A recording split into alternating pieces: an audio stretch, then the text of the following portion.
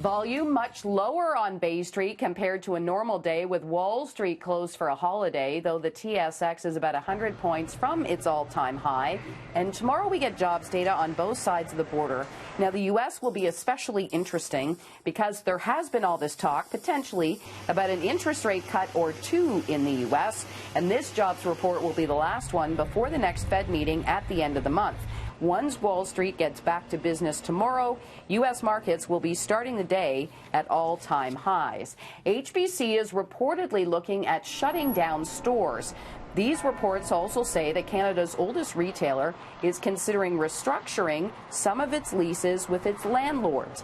Now, these reports come with Executive Chairman Richard Baker attempting to take the company private in a $1.74 billion bid on growing concerns by shareholders, including the fact the chain reported a same-store sales drop of 4.3% in its latest earnings report. Shares in HBC today little changed.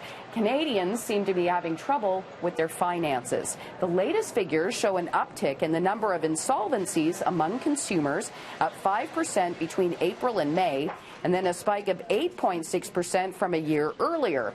Now, the data at the same time does show the delinquency rate, or the number of people not paying their bills, is still fairly small. Now, on the plus side, there is very little expectation the Bank of Canada will be raising interest rates anytime soon.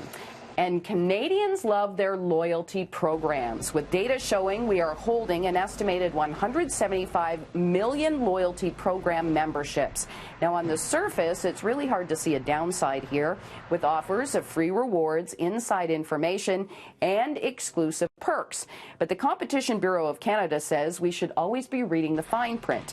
Some organizations, it turns out, collect this data about you and then sell it to a third party, which is exactly why Facebook got into trouble. The Competition Bureau says all of this should be laid out in the terms and conditions very clearly, which will help you make an informed decision about any trade-offs for those exclusive perks. I'm Kris McCusker in the 680 Business Center for City News.